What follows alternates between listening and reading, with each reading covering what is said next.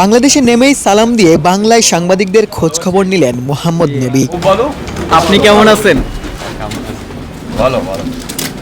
Are you excited about BPL? Yeah, always excited playing Bangladesh. Yeah. Hope we do well this year.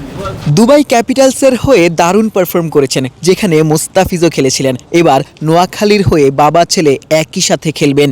Nobby bhai, any message for the Noakhali fans? Yeah, just come and support Noakhali.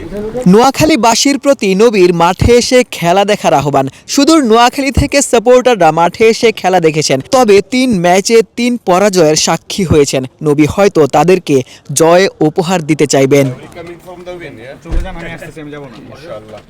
Inshallah. Thank you guys.